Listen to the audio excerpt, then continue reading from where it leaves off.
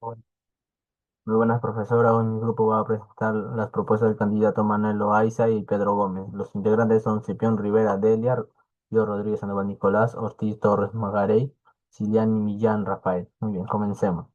Las análisis de las propuestas económicas de los dos candidatos. En el contexto actual de las elecciones presidenciales en el Perú, la propuesta económica de los candidatos Manuel Loaiza y Pedro Gómez han suscitado un intenso debate sobre el futuro del Estado y su papel en la economía nacional. Ambas propuestas presentan visiones contrastantes que podrían transformar la estructura del gobierno y sus relaciones con los ciudadanos.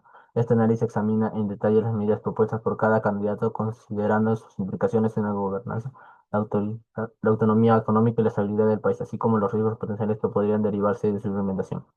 Comenzaremos con el candidato Manuel Loaiza. En primer lugar, la primera propuesta del candidato Manuel Loaiza consiste en transferir la aprobación del presupuesto nacional al Poder Ejecutivo, lo que representaría un cambio radical en nuestro sistema de pesos y contrapesos, al eliminar la facultad del Congreso para aprobar el presupuesto.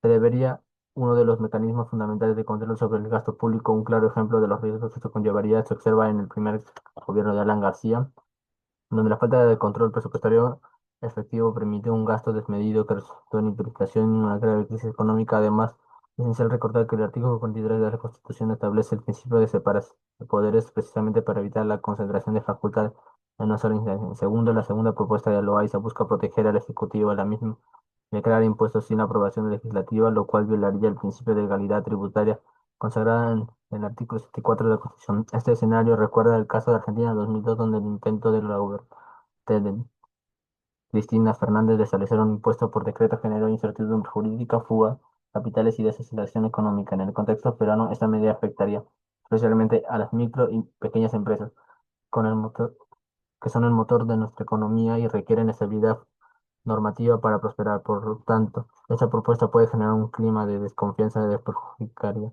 el crecimiento del sector. En tercer lugar, la propuesta de descentralizar las decisiones sobre las obras públicas en el gobierno nacional contradice el proceso de descentralización y la ley orgánica de los gobiernos regionales. Un ejemplo ilustrado de los problemas de este enfoque es el Hospital de Moquegua, donde un diseño centralizado resultó en sobrecostos del 30% y retrasos significativos al no considerar las particularidades locales. Además, es crucial mencionar que los gobiernos regionales tienen competencia exclusiva en la planificación y desarrollo, lo que convierte en una medida no solo de ineficiencia, sino potencial inconstitucional.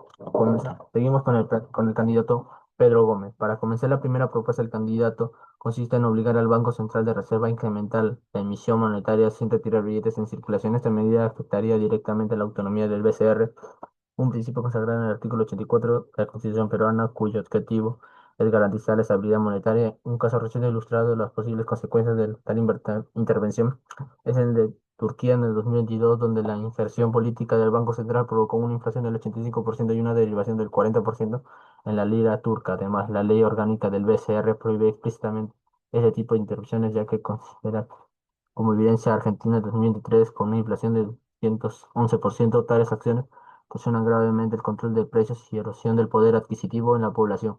Otro lado, la segunda propuesta de Gómez busca prohibir la inversión privada en sectores estratégicos como la minería y la pesca, reservando exclusivamente para las empresas estatales.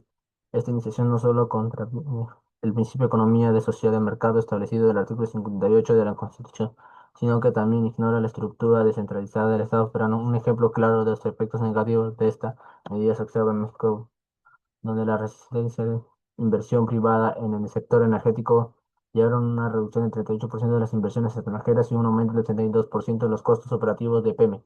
En el contexto peruano, donde la minería representa el 60% de exportaciones, esta propuesta podría replicar el fracaso de Zambia de los años 70, que tras nacionalizar sus minas perdió el 30% de sus productos de cobre.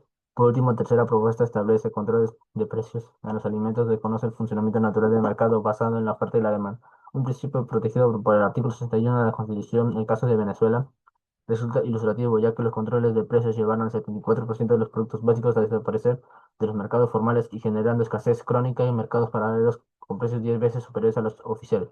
Asimismo, experiencias locales como el control de precios de arroz en 2014, según datos de la SUNAT, causaron desabastecimiento del 32% en los establecimientos comerciales. Esto demuestra que esta medida no solo vulneraría la autonomía de los gobiernos regionales y locales en la gestión de sus cadenas de suministro, sino que también podría tener consecuencias negativas para la seguridad alimentaria en el país. En conclusión, las propuestas económicas de Loaiza y Gómez plantean cambios significativos que podrían afectar la estructura del Estado peruano y su funcionamiento, la centralización del poder del Ejecutivo, como proponer las medidas de Loaiza amenazan los principios de separación de poderes y rendición de cuentas, lo que podría resultar en una gestión ineficiente y riesgos económicos. Por otro lado, las iniciativas de Gómez a limitar la inversión privada y establecer controles de precios atienden las lecciones aprendidas de otros contextos internacionales que pueden conducir a distorsiones en el mercado y una disminución en la inversión. Así, ambos enfoques muestran necesidad de una reflexión sobre la importancia de mantener un equilibrio entre el control de la gubernamental y la autonomía económica, asegurando el desarrollo sostenible y equitativo. Muchas gracias, profesora, por su atención.